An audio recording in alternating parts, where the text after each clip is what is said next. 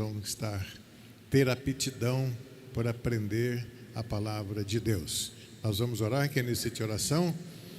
Senhor, nosso Deus, nosso Pai, nós estamos aqui diante da Tua presença nesta noite, agradecendo a Ti pelo privilégio de estarmos aqui na Tua casa mais uma vez, com vida, com saúde. Estamos aqui esperando a Tua volta, Senhor, porque sabemos que o Senhor voltará a qualquer momento para buscar a Tua igreja. Mas enquanto o Senhor não vem buscar a Tua igreja, nós estamos aprendendo de Ti, aprendendo a Tua palavra. Estamos aqui, Senhor, nesta abertura desse seminário da Escola Bíblica Dominical. E quero agradecer a Ti, Senhor, por cada vida que se encontra aqui, por aqueles que não chegaram ainda, mas eles se interessam e inclusive já fizeram as suas inscrições. Te agradeço pela vida da diretoria, todos aqueles que estão empenhados nesse trabalho, Senhor, que o Senhor possa continuar abençoando, orientando, dando sabedoria do céu. Também quero apresentar a Ti também, Senhor, e quero também Te agradecer pela vida dos Teus filhos que estão aqui representando a nossa casa publicadora da Assembleia de Deus. Que o Senhor possa continuar abençoando, guardando e orientando pelo Teu Espírito. É o que nós Te pedimos e Te agradecemos no nome de Jesus. Amém. Glória a Deus, louvado seja o nome do Senhor. Meus queridos, então nós damos abertura, como disse o nosso pastor, ao nosso 6º seminário da Escola Bíblica Dominical. E baseado no texto que já lemos aqui nesta noite, 1 Coríntios, capítulo 2, verso 12 ao verso 16, o tema deste nosso 6º encontro é o ensino que desenvolve sabedoria e espiritualidade. O ensino que desenvolve sabedoria e espiritualidade. Esse trabalho é realizado aqui na direção do nosso pastor, com todo o apoio do pastor Silas Paulo de Souza e também pelo nosso Conselho de Educação e Cultura. Mas de maneira muito especial, esse trabalho está sendo realizado, está na liderança da coordenação regional da Escola Bíblica Dominical, que foi criada aqui na nossa região, para trabalhar temas voltados para a educação cristã e para o crescimento da nossa escola dominical. E nesse momento eu quero passar a palavra ao coordenador geral dessa coordenação da Escola Bíblica Dominical, que estará nos trazendo uma palavra também, pastor Jair Fernandes, que toda a liberdade poderá também fazer a apresentação dos participantes dessa coordenação. Pastor Jair.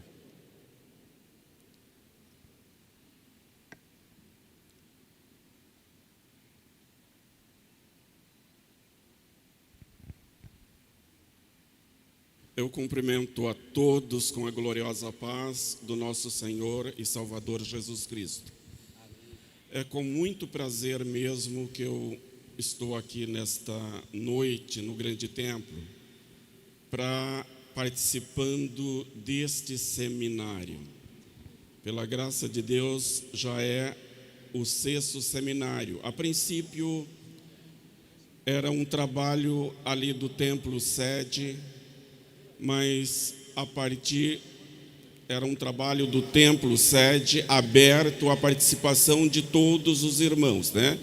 Mas a partir do 5º, no ano passado, do 5º seminário, com o apoio do pastor Silas, esse trabalho passou a ser não apenas um trabalho ali do templo sede, mas um trabalho da Igreja Assembleia de Deus de Cuiabá e região. E nós agradecemos a Deus pela presença de cada um de vocês. E nós temos certeza que o Senhor Deus terá grandes bênçãos para cada um de nós. Enquanto eu falo, eu peço para os irmãos que fazem parte da coordenação da Escola Bíblica Dominical para ir se colocando aqui, que no final eu vou apresentar a todo o grupo. Oséias capítulo 4, verso 6 diz o seguinte: o meu povo foi destruído porque lhe faltou o conhecimento. Porque tu rejeitastes o conhecimento, também eu te rejeitarei, para que não sejas sacerdote diante de mim, visto que te esquecestes da lei do teu Deus, também eu me esquecerei dos teus filhos. E no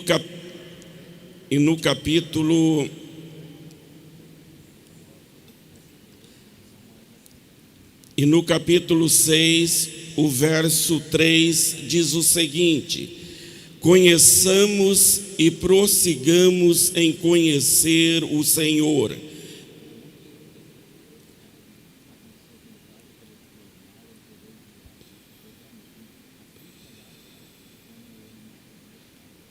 Conheçamos e prossigamos em conhecer o Senhor.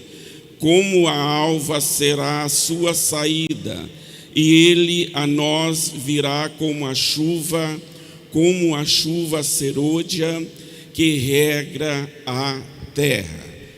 O pastor Silas, ele já acabou de falar sobre a escola bíblica dominical. Todo o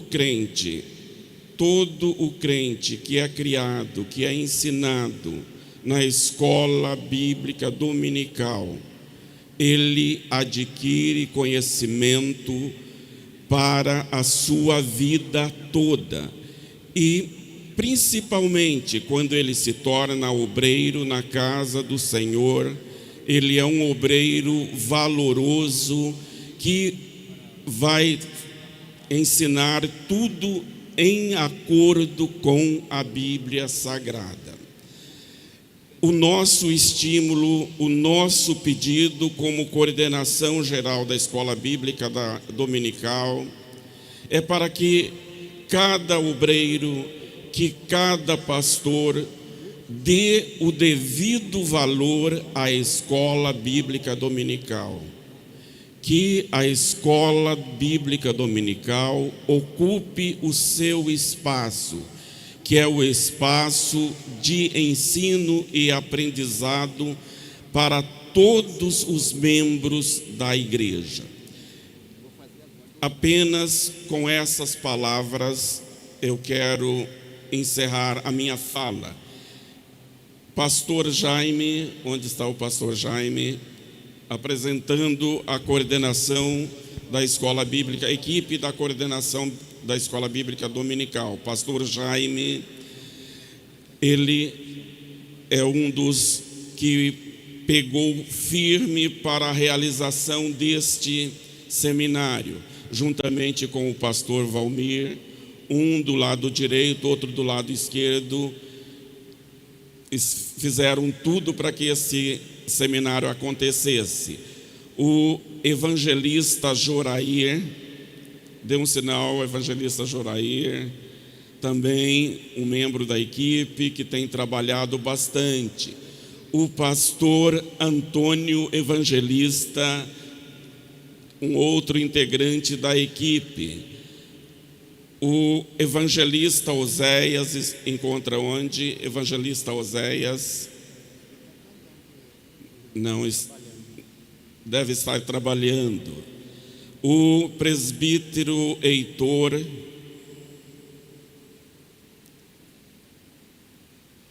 faltou alguém? O Heitor, ele está trabalhando à noite, ele é professor secular. Amanhã ele deve estar conosco. Eu creio que apresentei a todos os membros.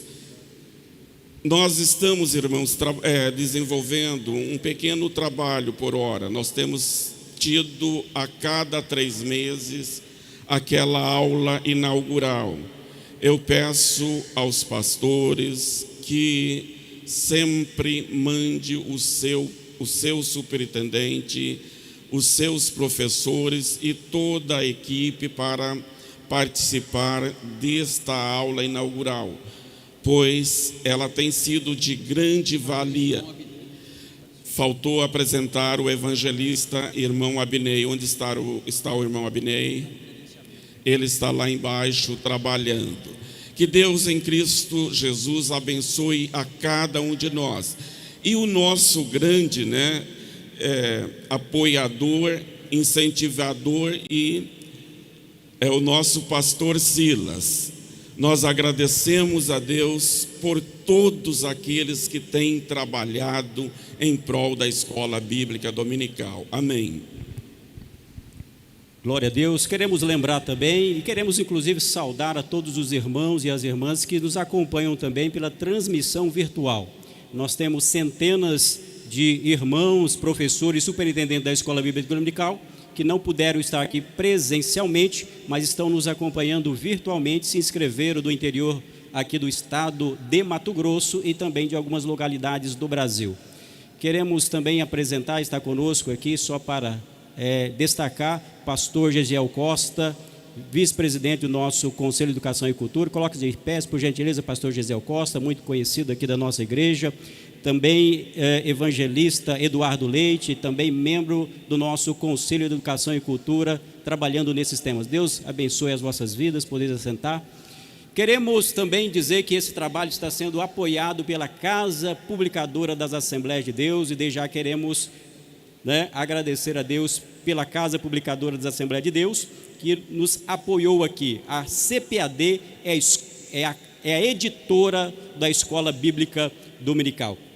Nesse momento, inclusive, quero destacar que preletor e também um cantor que está conosco veio apoiado com todo o apoio da nossa CPAD. E para isso, eu já quero aqui apresentar, está conosco, vindo ali do Rio de Janeiro, pastor Esdras Costa Bento. O pastor Esdras Costa é um conhecido nosso aqui, é quase um matogrossense. Já perdi a quantidade de vezes que ele já veio aqui. Ele gosta daquela matrinchã assada, pastor. Parece um pouco negro. Pastor Esdras Costa Bento está conosco, estará ministrando daqui a pouco, mas também enviado pela CPAD, nesse caso CPAD Music, pastor Marcelo Santos, cantor, e que trabalha juntamente à CPAD. Estivemos agora recentemente no Congresso Nacional da Escola Bíblica Dominical, um servo de Deus, que nós temos a honra de recebê-los aqui nesta noite, e estarão conosco durante todo o nosso 6º seminário da Escola Bíblica Dominical. O que diremos a esses servos de Deus que estão aqui para cooperar conosco durante esse seminário? O que diremos a eles? Sejam bem-vindos em nome de Jesus. Pastor Esdras, seja muito bem-vindo. Pastor Marcelo Santos, que Deus lhe use poderosamente. E já, nesse momento, vamos adorar a Deus, pastor Marcelo Santos, com toda a liberdade.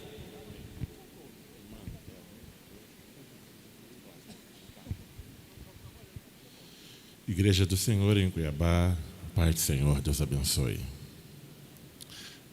A pasta lugar mais alto, a faixa número 1, por favor. Amém? Vamos louvar o nome do Senhor.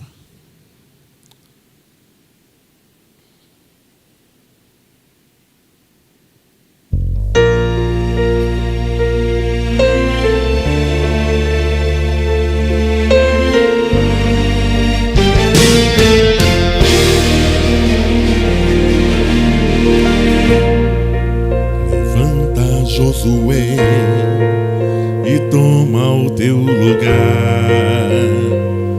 Foi o Senhor quem falou nos passos de Moisés, tu deverás andar.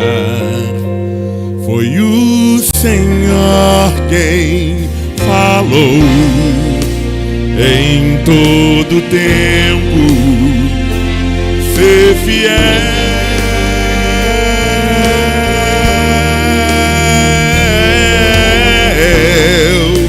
em todo tempo, ser fiel.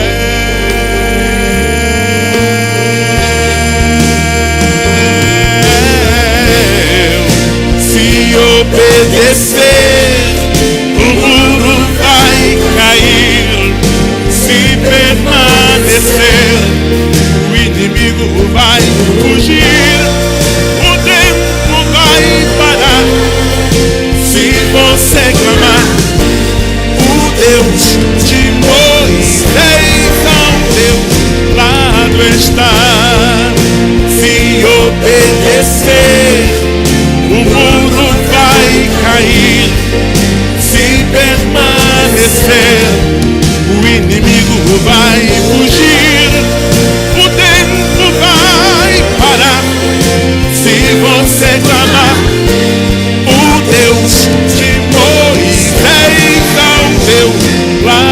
está. Só quem crê no Deus de Moisés, levante a mão e dê o melhor glória a Deus que você tem. Aleluia.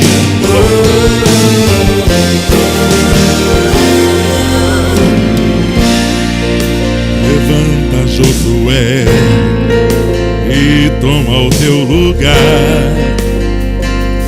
Foi o Senhor quem falou nos passos de Moisés, tu deverás andar.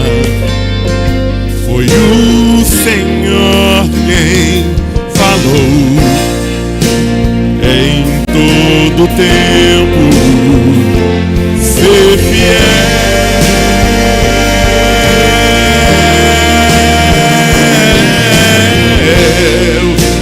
Em todo tempo, ser fiel.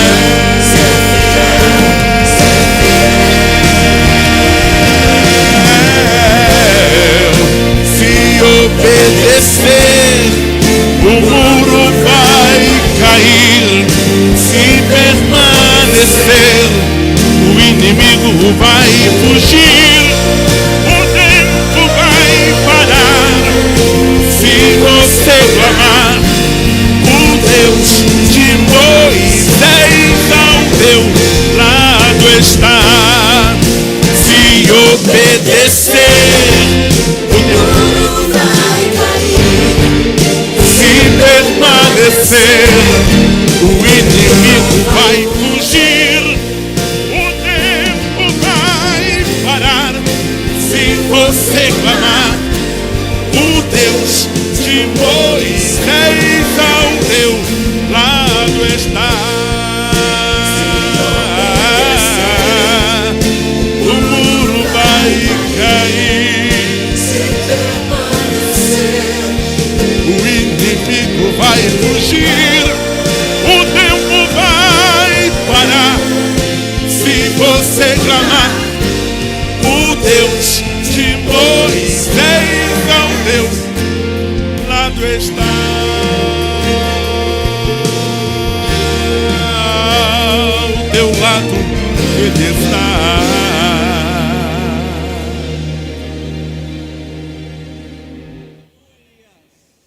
Louvado seja o nome do Senhor. Quantos podem glorificar o nome do Senhor? Se coloque de pés nesse momento. Um trabalho de educação cristã é um trabalho que o Espírito Santo age nos nossos corações. Louvado seja o nome do Senhor Jesus. Quero convidar aqui pastor Gesiel Costa, estará orando e na sequência nós já iremos para a primeira plenária com o pastor Esdras Bento sobre o tema hermenêutica e exposição bíblica. Fique com o seu coração aberto e ouvido bem atento para aquilo que nós vamos ouvir aqui nesta noite. Pastor Gesiel.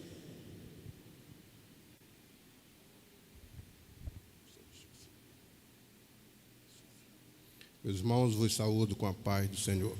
Oremos. Senhor nosso Deus e nosso Pai, neste momento maravilhoso que estamos aqui na Tua presença, te pedimos mais uma vez que use o Teu servo que estará ministrando a Tua palavra. Ó Deus, abre a nossa mente, o nosso coração e o nosso entendimento, para que possamos compreender, guardar a Tua palavra e praticá-la. Nós te pedimos estas bênçãos sobre nós, sobre todos que estão na audiência, em nome e para a glória de Jesus. Amém. Saúdo a todos com a paz de nosso Senhor e Salvador Jesus Cristo. Amém? Amém? Maravilha.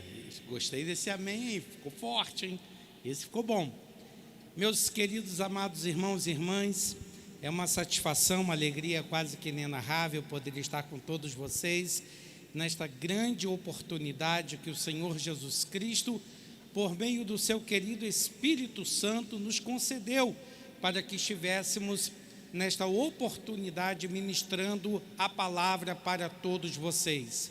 Lemos um texto muito importante da primeira epístola de Paulo aos Coríntios, no capítulo 2, do versículo 16 em diante, onde todos nós vimos claramente em cada um daqueles textos a presença do Espírito Santo nos revelando, nos ensinando, nos admoestando a termos a mente de nosso Senhor e Salvador Jesus Cristo.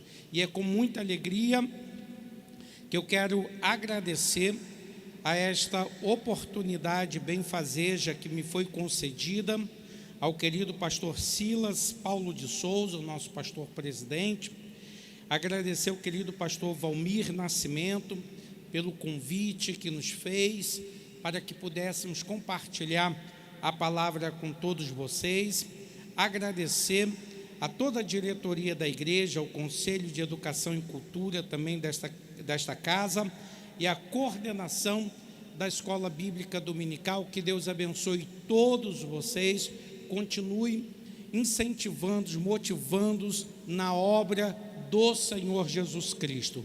Meus amados irmãos e irmãs, nós pretendemos falar nesta ocasião, ali na página de número 10, abra sua apostila, seu roteiro, na página de número 10, para nós verificarmos alguns dos nossos assuntos. Sei que os irmãos estão com muita vontade de estudar esse tema que é tão importante, um tema que está presente nos seminários, nas faculdades de teologia, e eu agradeço a Deus e agradeço a visão dos coordenadores deste evento, que resolveram trazer um tema acadêmico, um tema ligado aos institutos bíblicos, como também às faculdades de teologia, para o contexto da escola bíblica dominical, que é a interpretação da Bíblia, falar sobre técnicas e regras de compreender melhor a Sagrada Escritura. Sei que todos que estão aqui nesta noite leem a Bíblia diariamente. Sei que todos vocês têm seu próprio plano de leitura, conhecem com profundidade tanto o Antigo quanto o Novo Testamento, mas tantos vocês quanto eu também sabemos que há muitos problemas difíceis para compreender na Bíblia. A Bíblia tem textos que realmente são difíceis. A Bíblia tem determinados gêneros literários, como a tipologia bíblica, por exemplo, e olha que a tipologia nem aparece como gênero literário em lugar nenhum. Eu que estou dominando dessa forma, como eu faço no meu livro Hermenêutica Fácil e Descomplicada, eu nomino a tipologia como um gênero específico da Sagrada Escritura. E todos nós, portanto, sabemos, diretamente no trato com a Sagrada Escritura, que nós temos muitos textos difíceis de entender. E quando esses textos difíceis se apresentam na experiência da pregação da Sagrada Escritura, quando esses textos se apresentam na experiência da docência cristã, como o professor deve proceder, como a professora deve agir, que recursos o docente deve usar para compreender a Sagrada Escritura adequadamente. E o nosso tema gira justamente a respeito desse assunto. Nossa finalidade, nosso propósito é lhe ajudar, lhe conceder algumas dicas importantes de alguém que tem estudado o tema por alguns anos, de alguém que tem escrito algumas obras ligadas ao assunto, mas desconstruir aqueles pontos complicados da ciência hermenêutica e trabalhar mais aqueles aspectos práticos necessários à nossa compreensão. Veja aí na página de número 10, a nossa plenária, que tem como tema Hermenêutica e Exposição Bíblica, Ensino e Pregação ao Alcance de Todos. Quantos acharam? Diga amém. Muito bem. Vamos ler o título todos juntos? Todo mundo? Na página de número 10 da sua apostila. Todo mundo junto? Hermenêutica e Exposição Bíblica, Ensino e Pregação ao Alcance de Todos. Coloquei como destaque nesse material para os irmãos o Salmo de número 119, verso de número 18, que diz: desvenda os meus olhos, para que eu contemple as maravilhas da tua lei. Você pode repetir comigo, todo mundo junto? Desvenda os meus olhos para que eu contemple as maravilhas da tua lei. Se a tradição da Septuaginta, que é a tradução do grego da Escritura do Antigo Testamento, estiver correta, é atribuído a Esdras o Salmo de número 119. E se nós olharmos o Salmo de número 119 e ligarmos este Salmo ao sucesso e à responsabilidade ministerial de Esdras, quando o povo, portanto, sai do período do exílio, nós podemos compreender a razão pela qual Esdras, o sacerdote, foi tão bem sucedido em seu ministério. Porque o que eu tenho nesse texto aqui é uma súplica, o que eu tenho é uma oração, o que eu tenho é um pedido: desvenda os meus olhos para que eu contemple as maravilhas da tua lei. Que esta noite você possa fazer juntamente com Esdras, a moda como um exegeta disse, chamado Carlos Mestres, da leitura orante da Bíblia, você possa orar esse mesmo salmo, assim como fez o salmista: Senhor, abre os meus olhos para que eu contemple as maravilhas da tua lei. Quantos aqui gostariam de compreender a Sagrada Escritura, de entender a Sagrada Escritura, de ler um texto no Antigo ou no Novo Testamento e compreender? Foi isto aqui o que o sacerdote estava pedindo, para que Deus desvendasse os seus olhos, para que ele pudesse contemplar as maravilhas da lei do Senhor. E foi justamente isso que Lucas nos diz no capítulo 24 do seu evangelho, que Jesus, portanto, chamando os discípulos, explicou-lhes tudo quanto dele estava escrito na lei, nos profetas e nos salmos. Diz a Sagrada Escritura, portanto, que os discípulos passaram a compreender e a ler o Antigo Testamento sobre uma ótica cristológica, sobre uma chave cristológica, tendo Cristo como fundamento e interpretação das Escrituras do Antigo Testamento. E é esse mesmo pedido que eu faço a Deus para nós nesta noite, que o Senhor abra o nosso entendimento, os nossos olhos, para que possamos compreender a palavra de Deus. Para isso, eu peço ajuda para a gente poder colocar o PowerPoint aqui para todo mundo.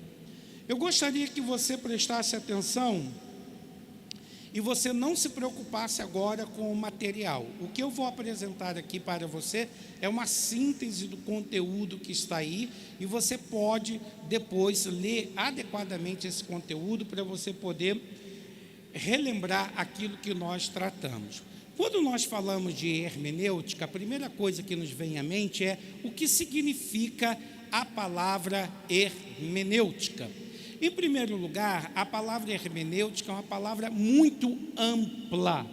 Inicialmente, a gente poderia até remontar ao Perihemeneia de Aristóteles, uma obra que ele escreveu chamado Da Interpretação, onde Aristóteles emprega a palavra hemeneia para se referir à retórica e a estilo de oratória.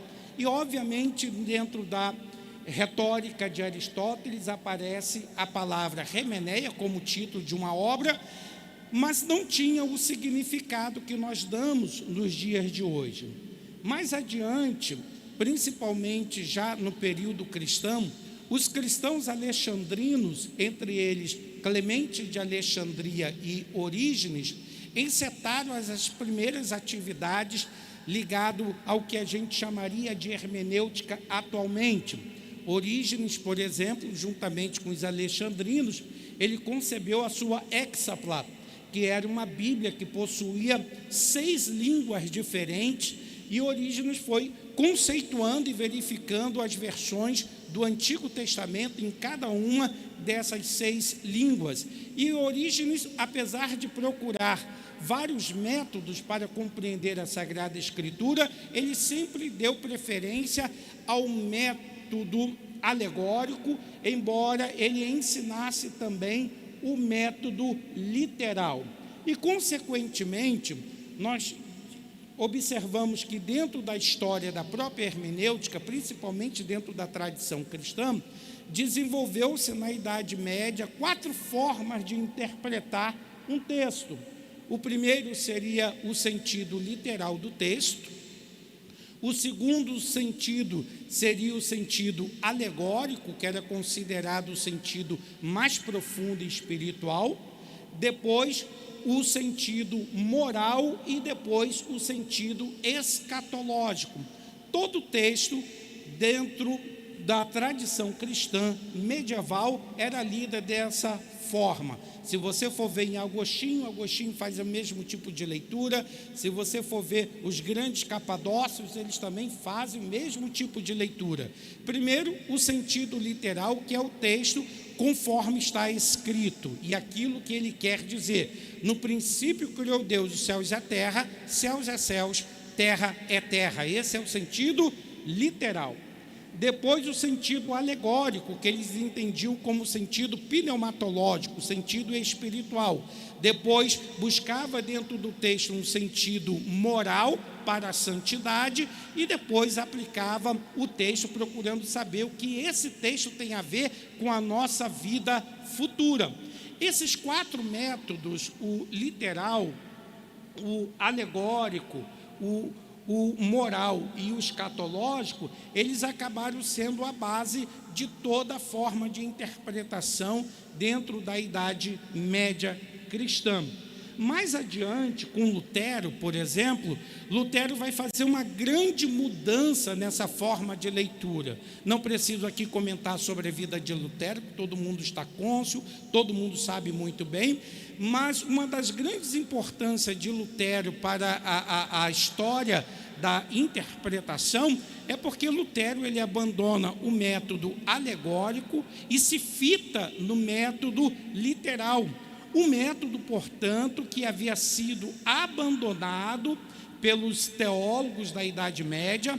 Lutero, portanto, retoma o método literal e, em consequência do método literal, é que nós temos a Reforma Protestante.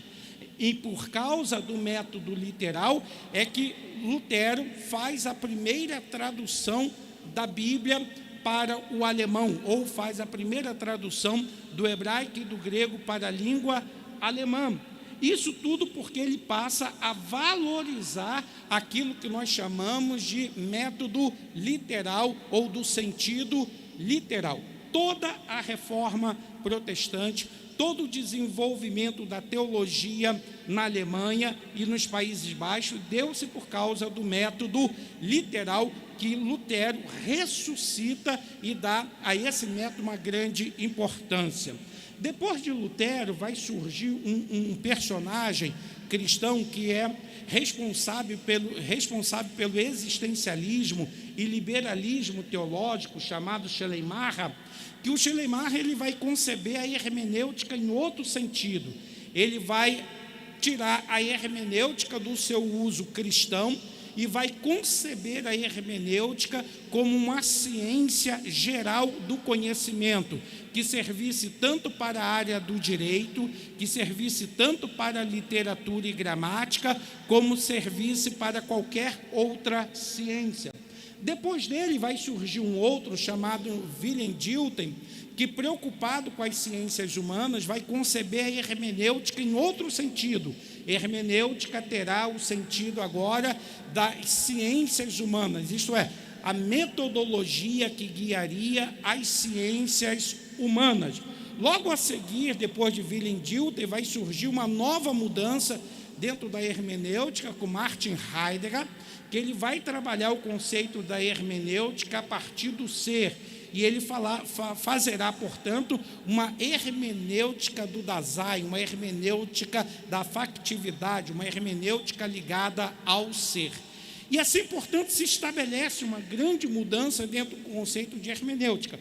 Mas o que nós estamos trabalhando aqui está mais ligado àquilo que Paul Ricoeur, um filósofo que foi após Heidegger, vai colocar a hermenêutica bíblica como um departamento ou um campo da hermenêutica geral.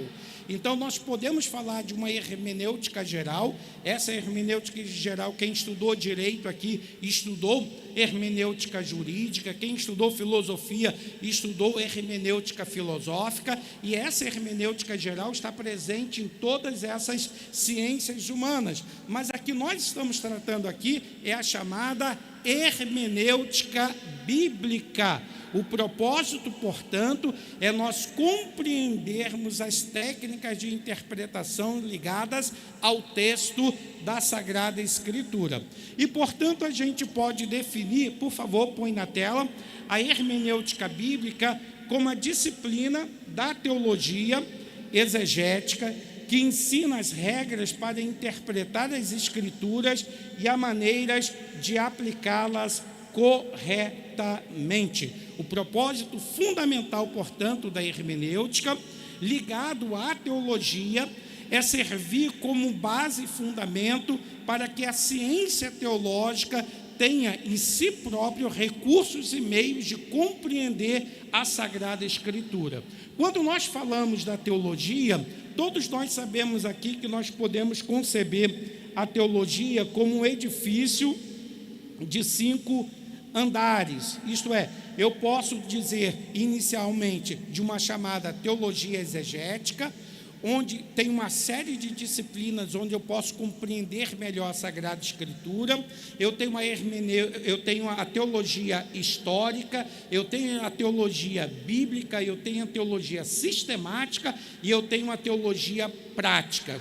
Todos esses 5 andares da teologia têm uma série de disciplinas que exigem um conhecimento da hermenêutica. Mas quando nós falamos aqui da hermenêutica enquanto disciplina da teologia exegética, nós queremos dizer que a hermenêutica está junto com o grego e com o hebraico, que a hermenêutica está junto com a exegese, que a hermenêutica está junto com a introdução à Bíblia, está junto com a geografia bíblica, que todas são ciências que preparam o aluno para conhecer melhor a Sagrada Escritura.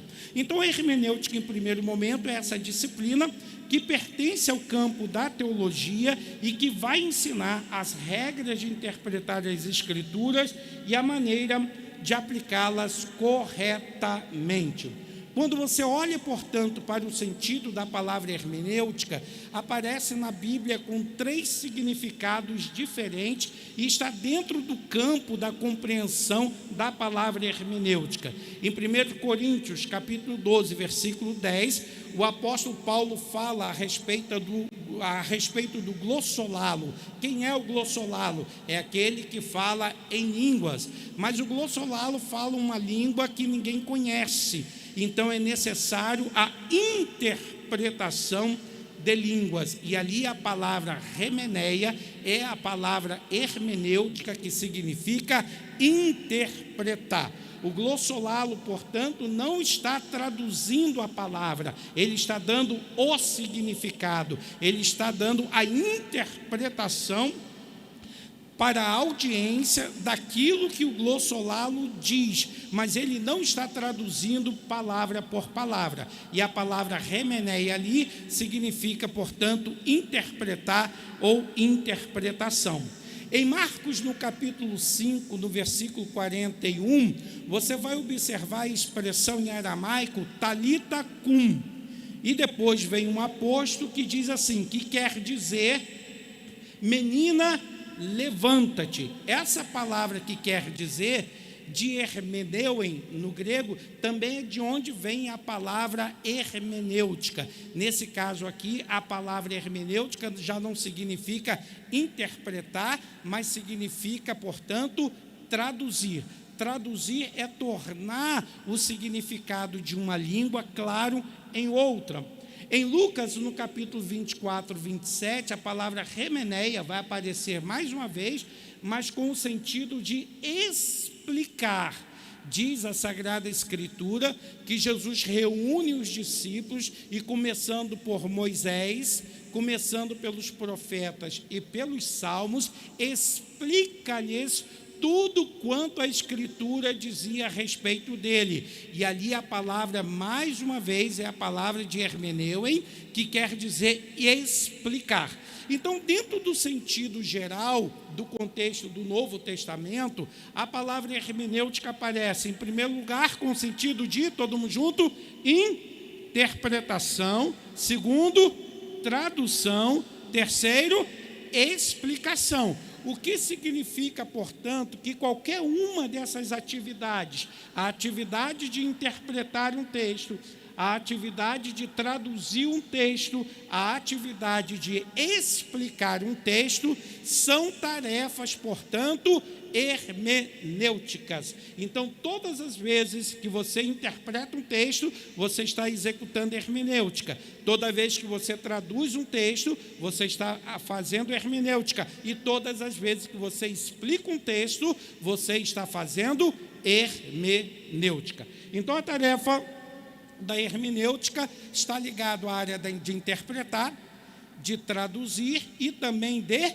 explicar. E todas essas três áreas estão ligadas tanto ao ensino, quanto também à pregação, e podemos dizer, estão ligadas à exposição da Sagrada Escritura.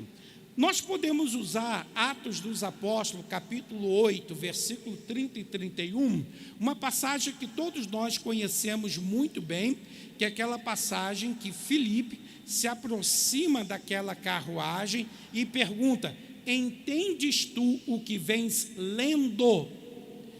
E o eunuco diz: como poderei entender se alguém não me explicar? E a Bíblia diz, portanto, que a partir daquele momento, Filipe começa a explicar o texto, e assim, portanto, aquele eunuco, ele se converte e é batizado. A ideia que nos vem à mente inicialmente é que o eunuco estava lendo a Septuaginta, estava lendo o Antigo Testamento em grego e estava lendo em voz alta. Filipe ouviu e perguntou se ele entendia. Aí a palavra que nós temos é a palavra gnosco, de onde vem, por exemplo, a palavra gnoseologia, de onde vem a palavra gnose, que está ligado ao conhecimento, o verbo conhecer, o verbo saber. Entendes tu, aí, conheces tu, esse entender é o gnosco.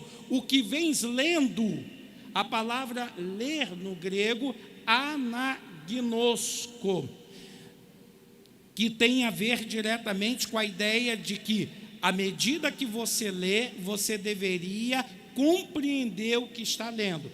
Nesse caso, portanto, a gente verifica que há muitos níveis de leitura.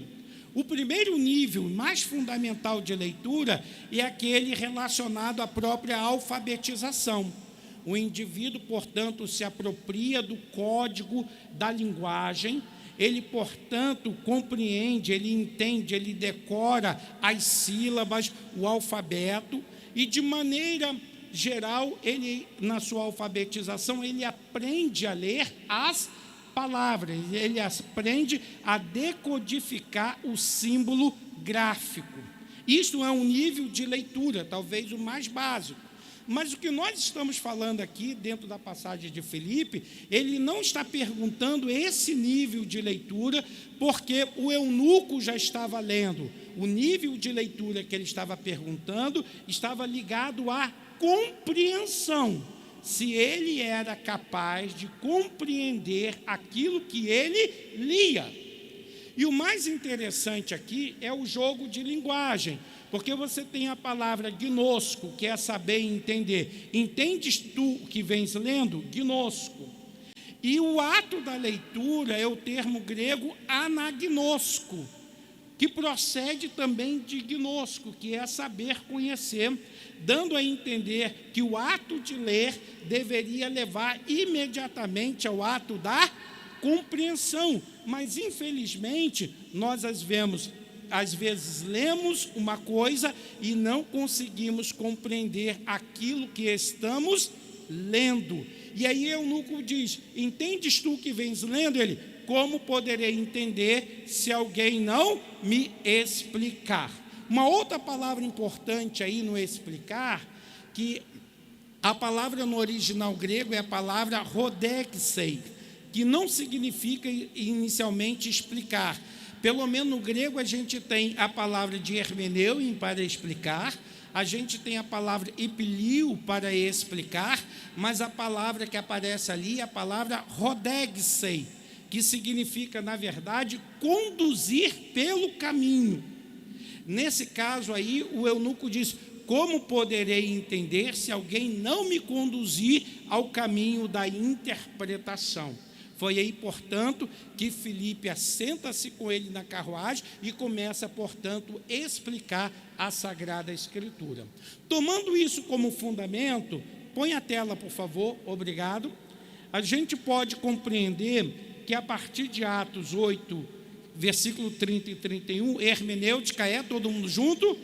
A ciência que se ocupa do estudo da compreensão, sendo essencialmente a tarefa de compreender textos, ok?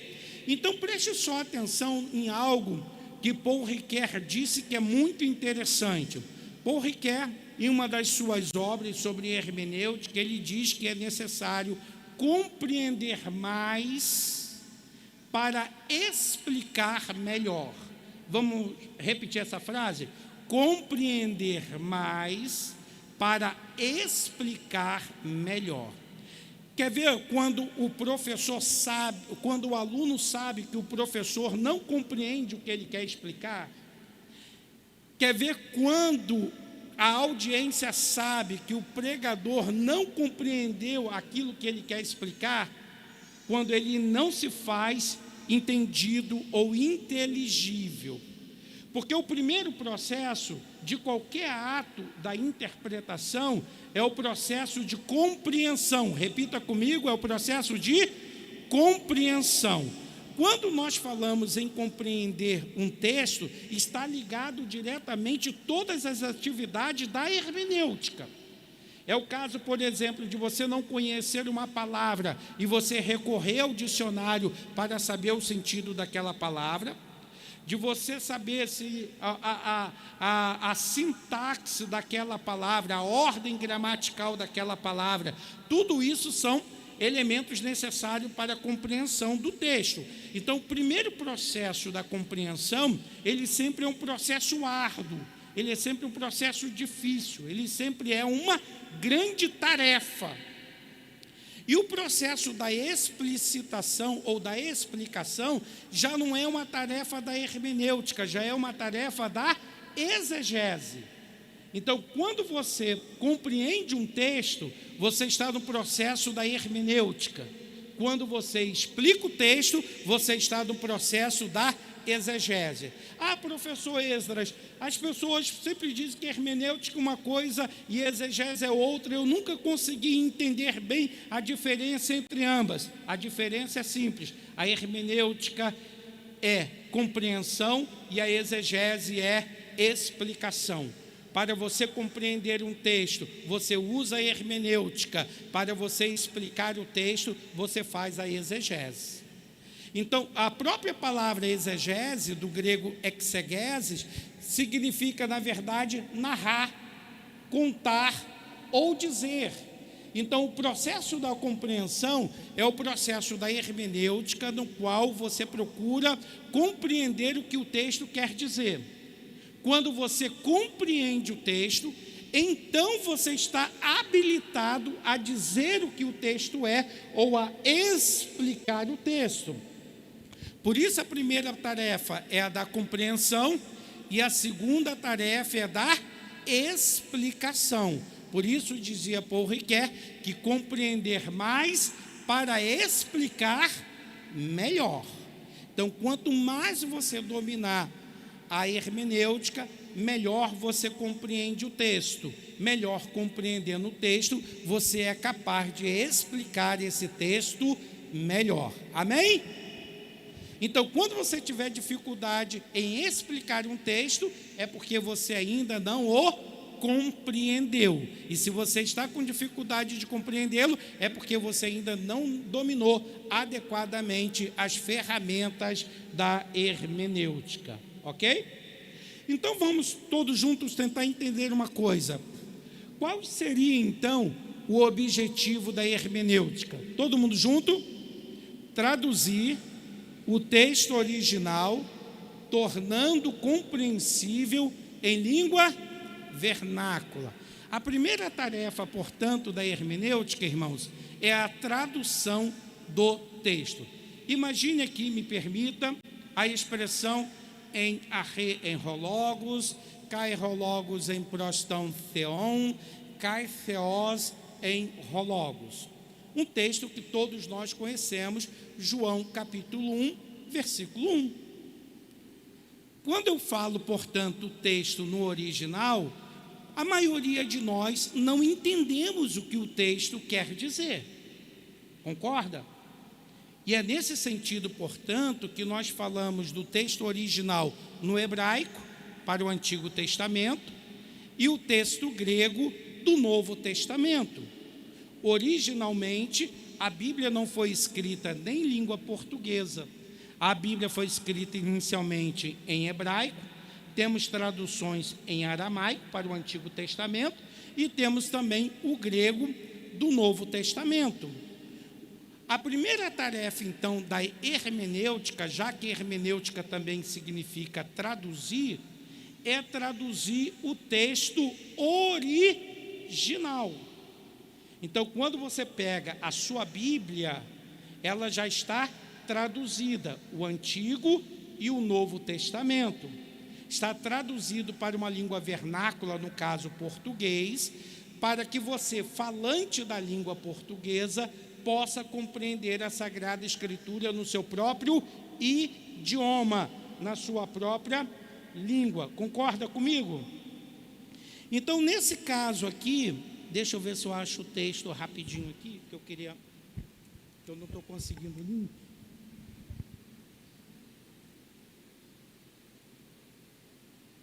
Ah, tá. Por isso que eu não estou conseguindo o link, porque ele está fora aqui. Então, vamos lá. Passa aí, por favor. Então, por exemplo, quando você pega um texto do Antigo Testamento ou do Novo Testamento, quando nós trabalhamos e falamos de um texto na língua original, nós temos aqui um manuscrito do Novo Testamento, que é conhecido como Códice Vaticano, Códice Sinaítico. Ele é chamado Sinaítico porque ele foi descoberto no Monte Sinai, por isso é chamado Sinaítico. E esse é considerado um dos códices mais antigos do Novo Testamento. Quando você olha esse códice, como está apresentado ali, a primeira coisa que você verifica são 3 colunas de texto em grego. Quando você observa, você analisa com aquele destaque que eu dei ali para vocês, que não existe, portanto, pontuações. Não existe vírgula, não tem ponto e vírgula, não tem interrogação. Deu para entender? Então, o original não tem. O que significa que as pontuações, como se apresentam no teu texto, ele também é uma parte e uma forma de interpretar o texto. Olha só essa frase. Eu não disse que ele roubou o livro. Estou negando. Veja a mesma frase. Eu não disse que ele roubou o livro. Estou afirmando. De onde eu coloco a ênfase, eu posso mudar o sentido da frase. Daí a importância, a necessidade das pontuações, porque elas nos ajudam a evitar equívocos na compreensão, na leitura do texto. Eu não disse que ele roubou o livro. Estou negando. Eu não disse que ele roubou o livro. Estou afirmando. E tudo isso vai depender diretamente da pontuação e da ênfase. Olha só, por exemplo, a tradução do Novo Mundo. Em verdade, te digo hoje, estarás comigo no paraíso. E nossas versões, em verdade, te digo, hoje estarás comigo no paraíso. Então veja que a questão não apenas da ênfase, mas também das pontuações.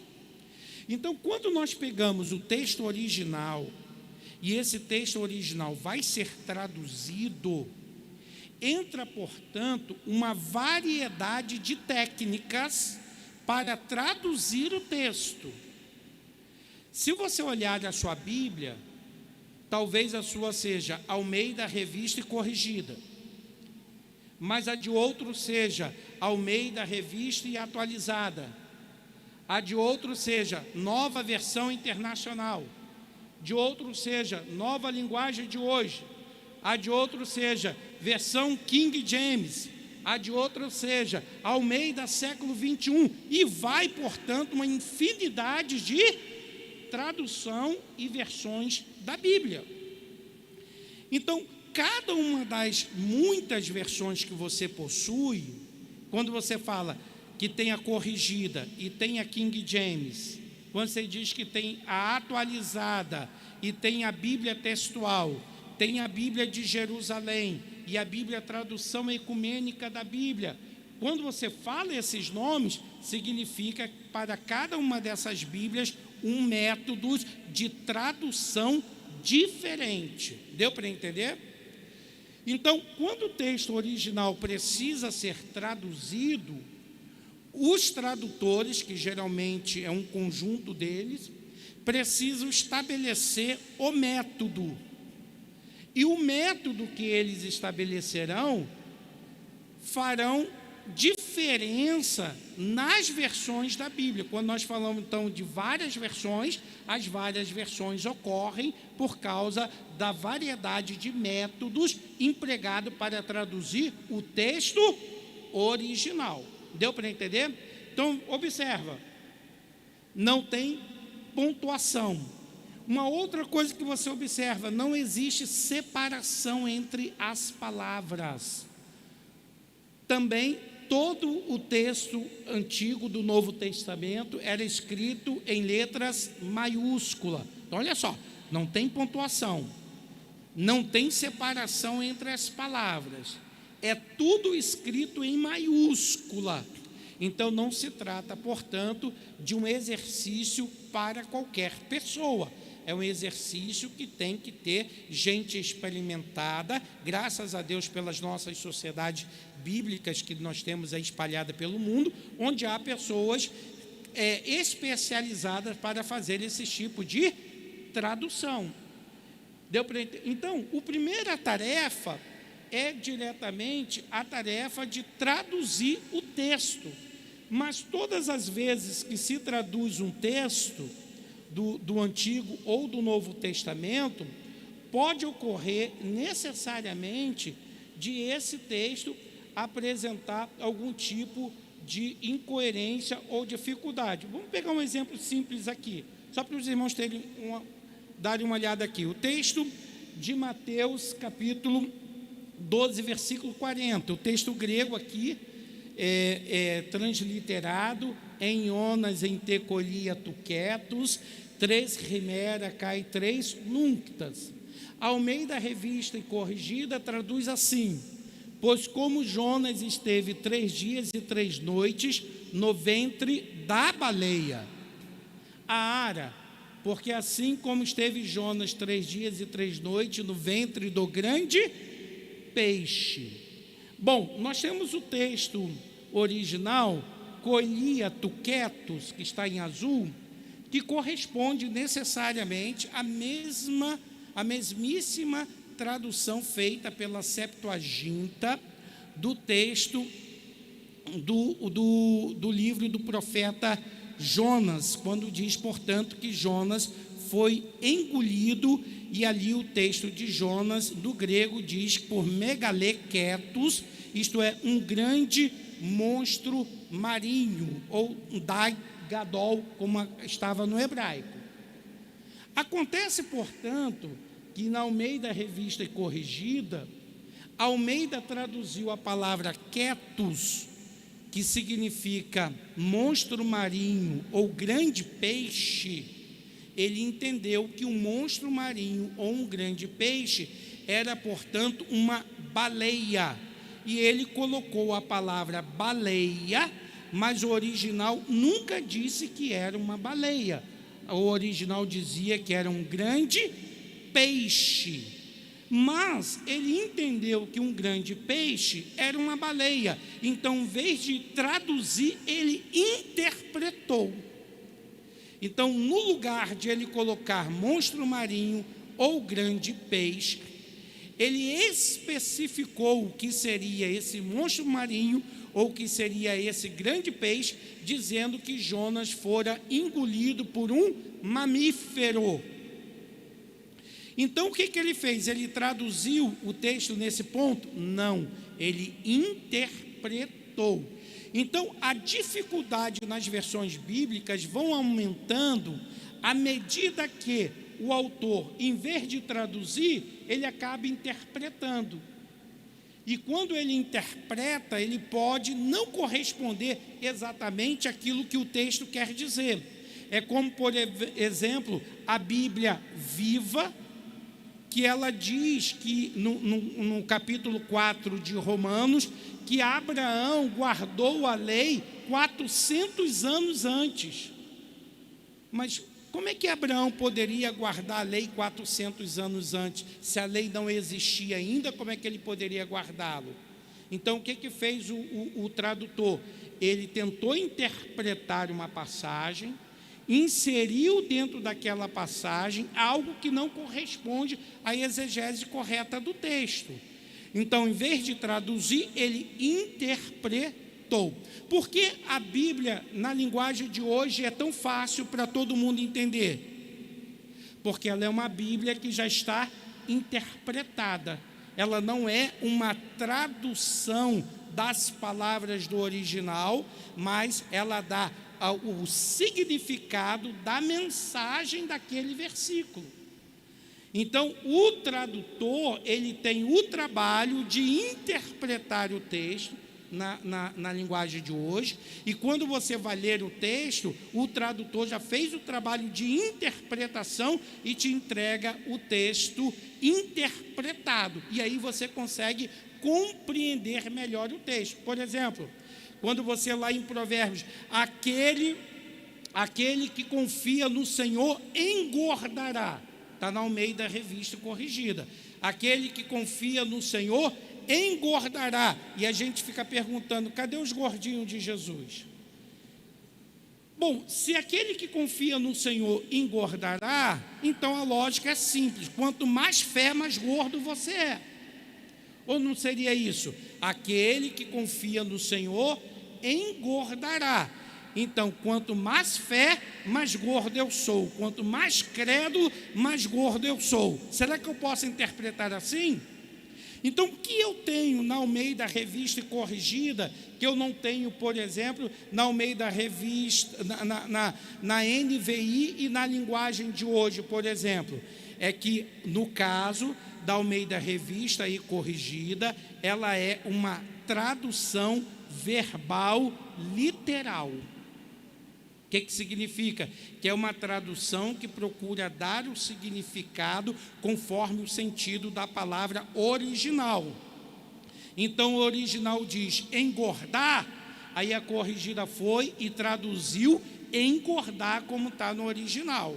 Deu para entender?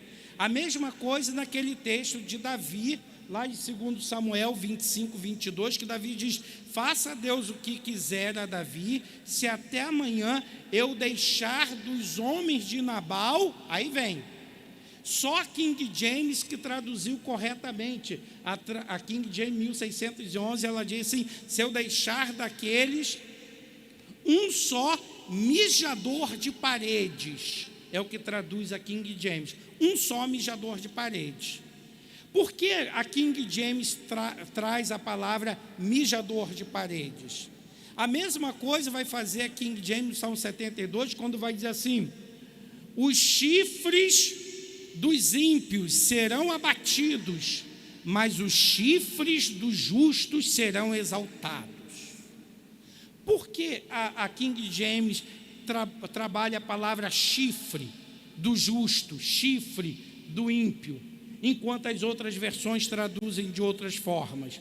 Então, quando você olha as várias Bíblias, as metodologias que os autores empregam, que os tradutores empregam, é que vão dar diretamente o alinhamento daquela versão. Então, Almeida Revista Corrigida, por ser uma versão literal, assim como a King James, vai traduzir dessa forma: aquele que confia no Senhor engordará.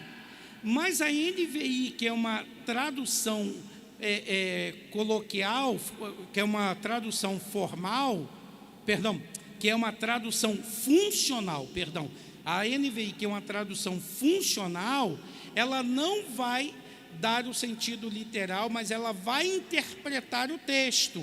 E a NVI vai dizer assim: aquele que confia no Senhor prosperará, que é o sentido de engordar. Vocês lembram das 7 vacas gordas, que representa a prosperidade?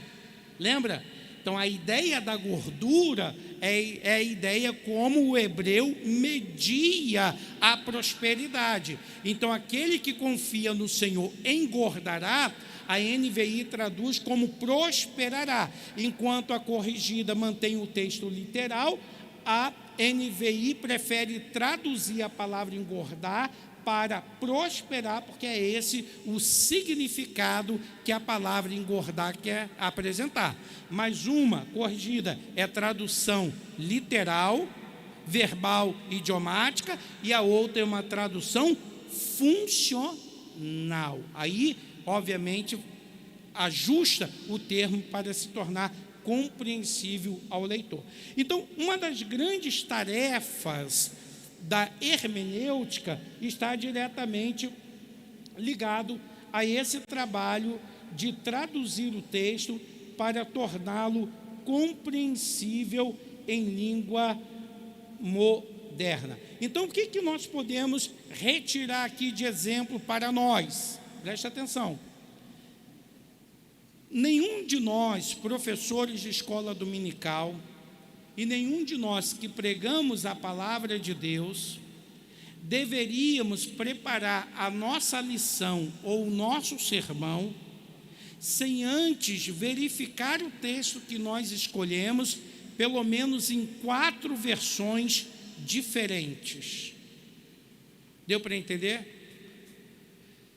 Então, como os materiais da CPAD usam diretamente Almeida Revista Corrigida nas lições da escola dominical, isso significa que o professor deveria ter uma NVI, uma nova versão internacional, deveria ter uma Almeida Revista atualizada e deveria ter uma King James, porque as 4 Bíblias têm metodologias diferentes de tradução, e isso pode lhe ajudar a compreender melhor um texto dentro de suas 4 dimensões, ligado aos 4 modelos de traduções diferentes. Amém? Amém? Vamos continuar então. Então, o que fica aqui da importância de traduzir o texto original é que, por causa da tradução, nós temos muitas versões da Bíblia. Quando eu estava organizando o comentário Vincent lá na CPAD, por exemplo, que eu estava precisando colocar correspondência de versões no Brasil, e isso em 2010, eu computei pelo menos 36 versões diferentes só no Brasil, isso em 2010, 36 versões diferentes que estavam na minha mesa para a gente poder corresponder os textos que estavam lá do original. 36 versões. Hoje, nós temos muito mais versões do que essa, porque de lá para cá a gente vem acompanhando uma variedade de versões sendo publicada. Então, não dispense as versões da Bíblia, porque ali você tem um grande exercício de hermenêutica. E mais, deixa eu dizer para vocês, não dispense nem mesmo traduções como a tradução do Novo Mundo, das Testemunhas de Jeová. Essa tradução, ela é realmente um desafio para quem trabalha com exegese, é um desafio para quem trabalha com um texto bíblico. Então, até versões ligadas a determinados grupos podem lhe ajudar desse modo. Assim como eu digo, por exemplo, Bíblia pastoral, não é isso? A Bíblia pastoral, para quem não conhece, ela é uma Bíblia feita para a teologia da libertação. Então, a própria linha editorial da Bíblia pastoral, a própria tradução dela, envolve conceito marxista, conceitos de mercado. Então, gente, hoje nós temos vários tipos de tradução ligado a vários tipos de segmentos dentro do contexto do cristianismo. Daí, portanto, a necessidade de estar sempre atento e pesquisando sobre essas várias versões. Amém? 2, todo mundo junto? Compreender o texto dentro do seu ambiente histórico, cultural e léxico-sintático. Vamos ler todo mundo junto? Segundo objetivo da hermenêutica: compreender o texto dentro do seu ambiente histórico, cultural e léxico-sintático. O que isso significa, gente? Em primeiro lugar, o histórico e o cultural está ligado justamente à perspectiva da história do próprio texto, como o texto chegou a ter a forma como ele tem hoje aqui.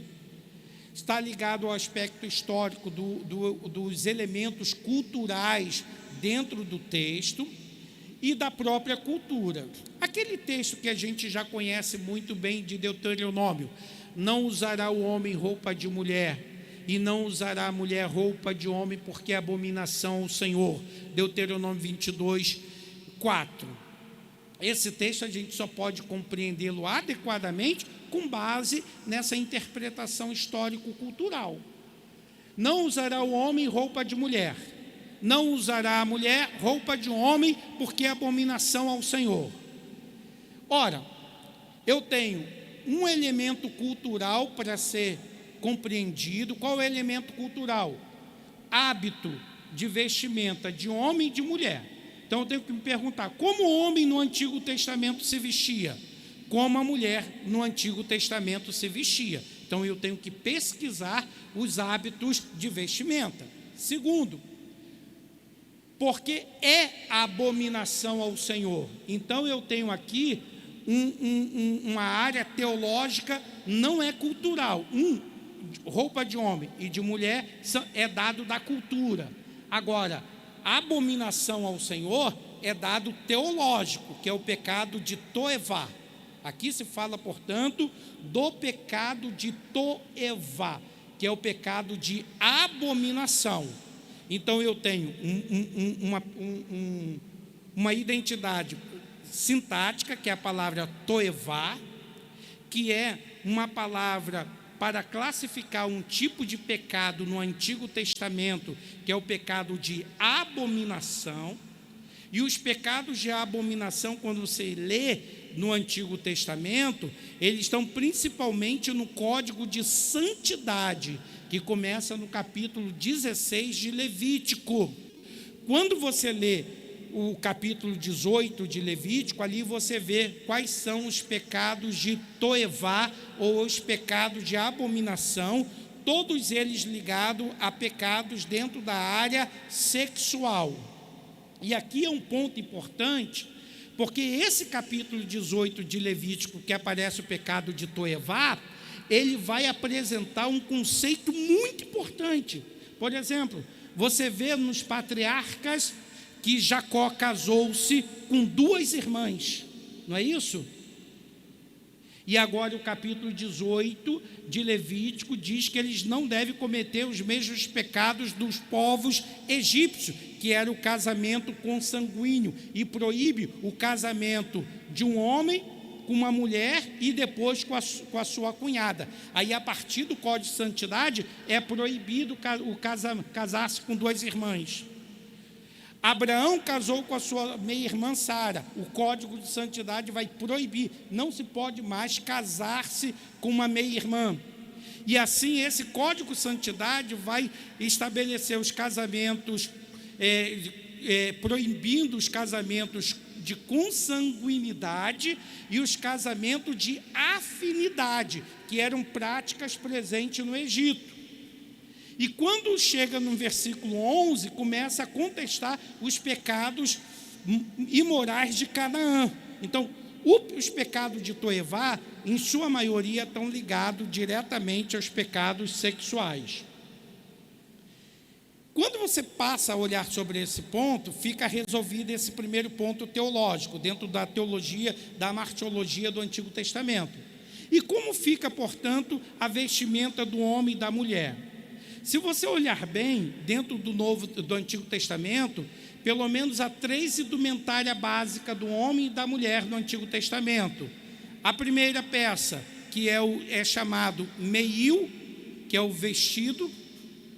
A segunda peça, que é chamado de sinlá, que é a capa. E a terceira peça é a chamada ketonete, que é uma roupa íntima que o próprio Deus estabeleceu por causa do sacerdote que ia oferecer sacrifício no altar. O altar era alto para que não aparecesse as partes íntimas do sacerdote. Deus ordena o uso da ketonete. Então, 3 indumentárias fundamentais: ketonete, que era a roupa íntima; sinlá, que era meiu, que era o vestido; e sinlá, que era a capa. Todo judeu, ele ou ela, tinha, portanto, essa indumentária básica. E a roupa de homem e de mulher, no Antigo Testamento, diferenciava-se por pouca coisa. O homem que dispusesse de condições podia bordar uma franja azul na orla do vestido, mas tanto homem quanto mulher usavam vestidos com um cinto de couro. Daí onde vem a palavra cingir os lombos, que era, entre outras coisas, pegar a orla do vestido e amarrar no cinto para que se pudesse correr. Então, a indumentária básica do homem e da mulher hebreia era a ketonete. Ambos usavam vestidos e ambos usavam a sinlá. Não tinha muita diferença, a menos que algumas mulheres que dispunham de condições podiam usar roupas floridas, roupas bordadas, e isso era uma grande complexidade, porque o livro de Levítico proibia usar roupas com 2 tipos de tecido diferente. Então você não podia usar um linho e uma lã, você não podia usar um vestido de linho e fazer bordado de lã no vestido, que era proibido pela lei. Então, na sua maior parte, a roupa e a indumentária do homem e da mulher hebreia permaneceu estático pelo menos durante 40 anos no deserto. Então, aqui, na verdade, o texto está se referindo: não usará o homem roupa de mulher e não usará a mulher roupa de homem, porque é abominação ao Senhor, se, na verdade, ambos, homem e mulher, usavam as 3 peças fundamentais. Então, você precisa ir ao contexto do livro de Deuteronômio, entender que em Deuteronômio é uma nova geração que está de frente ao Jordão para atravessar o rio, para ocupar a terra de Canaã, para conquistar Canaã, e quando eles chegassem em Canaã, eles iriam entrar em contato com os cultos da fertilidade, onde tinha a divindade masculina, que era Baal, a feminina, que era Aserá, e dentro do culto de Baal e Aserá, eles, sem saber quem era o estéril, por isso era chamado de casamento hierogâmico, era o casamento sagrado, o sacerdote dava sua roupa para a sacerdotisa, e a sacerdotisa dava sua roupa para o sacerdote.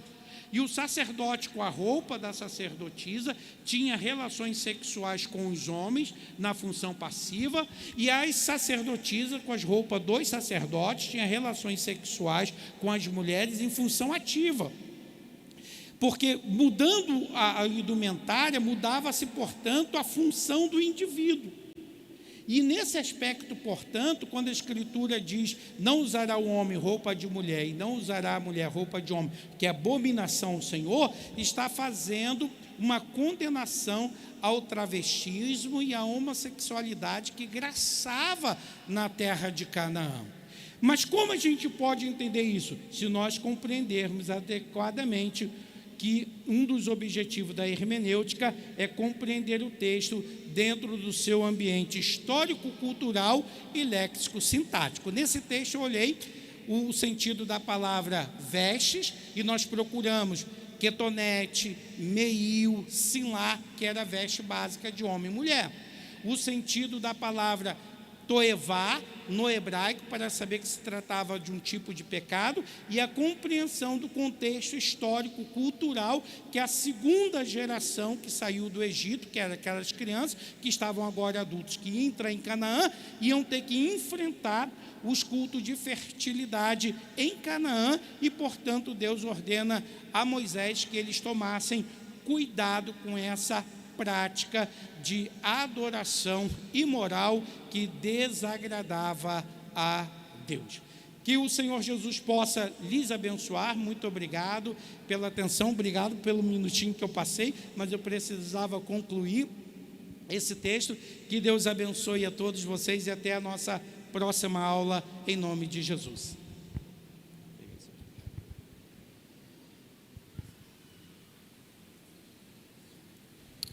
Quantos podem glorificar a Deus por esta primeira plenária? Amém? Glórias a Deus. Quanta informação tão rica aqui. A pergunta que ficou, pastor Esdras, é se era baleia ou se não era baleia. O texto não diz isso, fala que era um peixe grande. Muito importante isso daí. Nós esquecemos de dizer que o pastor Esdras é escritor, tem mestrado e doutorado na área de teologia e é coordenador também do curso de teologia da FAECAD, ali no Rio de Janeiro. E ele trouxe também algumas obras que está à disposição para venda: Introdução ao Estudo do Antigo Testamento, Igreja, Identidade e Símbolos, Hermenêutica Fácil e Descomplicada, um livro clássico já de hermenêutica, e Davi, as vitórias e as derrotas de um homem de Deus. Nesse momento nós vamos louvar ao nome do Senhor. Nós vamos ter hoje somente uma plenária, mas não saia daí que nós vamos finalizar daqui a pouco. Eu quero convidar aqui pelo menos 10 cooperadores e diáconos que nós estaremos recolhendo ofertas aqui nesta noite para a obra do Senhor. É um culto de abertura para ajudar a cobrir as despesas, os gastos desse 6º seminário da Escola Bíblica Dominical. Vamos adorar o nome do Senhor, não saia daí. Queremos convidar o pastor Marcelo Santos, estará louvando ao nome do Senhor, e daqui a pouco nós daremos prosseguimento para encerrar o nosso trabalho aqui. Querido, a pasta cantor Marcelo Santos, Argentina. Nessa pasta tem uma canção chamada Andar Bem, Terminar Melhor. Por favor.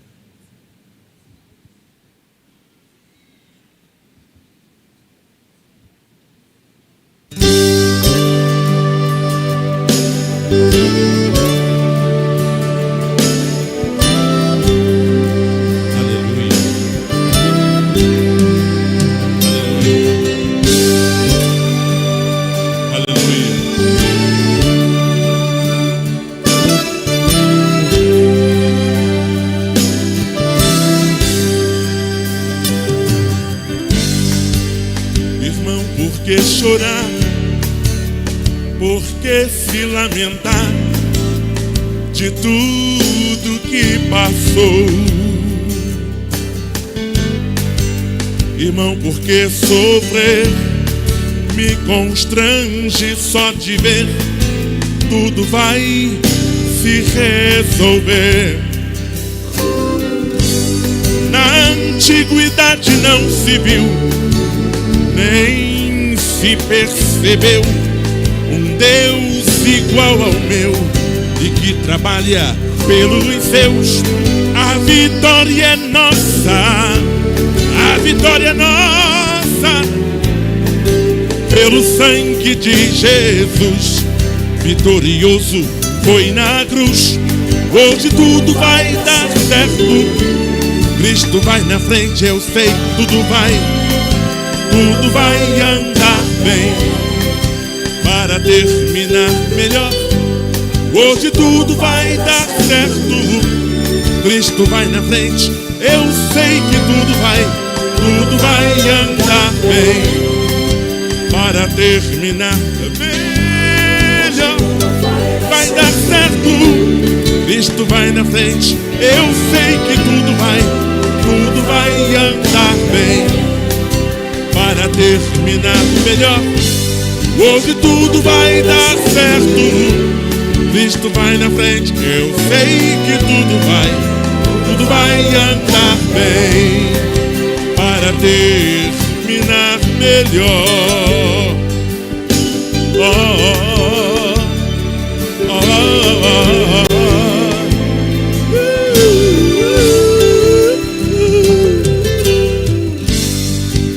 Foi Cristo quem nos deu palavra e poder para ver acontecer. E se você não vê, eu sinto a frustração que ele deve ter. Na antiguidade não se viu, nem se percebeu um Deus igual ao meu e que trabalha pelos seus. A vitória é nossa, levante a mão. A vitória é nossa. Pelo sangue de Jesus, vitorioso foi na cruz. Hoje tudo vai dar certo. Cristo vai na frente, eu sei, tudo vai andar bem. Para terminar melhor, hoje tudo vai dar certo. Cristo vai na frente, eu sei que tudo vai andar bem. Para terminar melhor, vai dar certo. Cristo vai na frente, eu sei que tudo vai andar bem. Para terminar melhor, hoje tudo vai dar certo. Cristo vai na frente, eu sei que tudo vai andar bem. Para terminar melhor, Eclesiastes 7:8. Melhor é o fim das coisas do que o princípio delas. Eu não sei como está, eu não sei como começou, mas nós sabemos como termina. Termina com a tua casa de pé, termina com o teu casamento de pé, termina com o teu filho de pé, termina com o Brasil de pé. É para quem crê, levante a mão e dê o melhor glória a Deus que você tem. Louvado seja o nome do Senhor. Quantos podem glorificar o nome do Senhor? Aleluias, glórias seja dada ao nome do Senhor. Meus irmãos e minhas irmãs, então nós tínhamos mais uma palestra aqui com o evangelista Jonas Mendes, mas vamos adequar esta palestra para um outro momento durante a nossa programação. Amanhã nós prosseguiremos com o nosso 6º seminário. Amanhã você não pode perder. Amanhã teremos o início do trabalho com a segunda plenária com o pastor Jean Porto. Pastor Jean Porto, ele estará falando sobre o tema O Poder do Ensino Bíblico na Formação Espiritual Infanto-Juvenil. Esse é um tema especial, não somente para professores de crianças e adolescentes e de jovens, mas todos nós precisamos desse conteúdo. O pastor Jean Porto é um especialista nesse tema. E amanhã também, olha só o tema dessa primeira mesa que teremos amanhã, com a participação do pastor Esdras Bento, pastor Marcos Guimarães e tendo como mediador o pastor Jaime Teixeira. O futuro da escola dominical, o futuro da educação cristã. Não pode perder, então, amanhã o nosso segundo dia aqui do nosso 6º seminário da Escola Bíblica Dominical. Quantos estão felizes por tudo que Deus tem nos proporcionado aqui nesta noite? Diga amém. Quantos estarão conosco aqui a partir das 19 horas? Levante a sua mão assim, glória a Deus. Vamos nesse momento prosseguir para o encerramento. Eu convido a todos a se colocarem de pés. Queremos agradecer a sua presença aqui nesta noite. Agradecer uma grande quantidade de inscritos que nós tivemos aqui no nosso trabalho. A você que nos acompanhou virtualmente, que Deus abençoe a sua vida. Amanhã estaremos aqui novamente. Você que tiver a intenção aqui de adquirir os livros do pastor Esdras, adquira os livros aqui, peça o seu autógrafo, são livros excepcionais. Você, principalmente, introdução ao estudo do Antigo Testamento e, sobretudo, hermenêutica fácil e descomplicada. Mas, se for possível, leve o combo aí com todos os livros do pastor Esdras. Pastor Marcelo Santos, satisfação estar aqui na sua presença mais uma vez, grande amigo da CPD, estará conosco amanhã. Quero convidar aqui pastor Jorge Carlos Dantas, estará fazendo esta oração e na sequência o nosso pastor Silas Paulo de Souza, encerrando o trabalho desta primeira noite com a nossa bênção apostólica.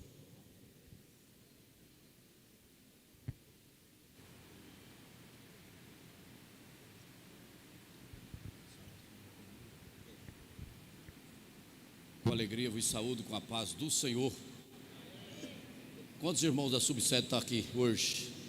Glória a Deus. Esse pessoal aqui que sempre está nos acompanhando na Escola Bíblica Dominical e nos ensinos. E nós moramos longe, hein?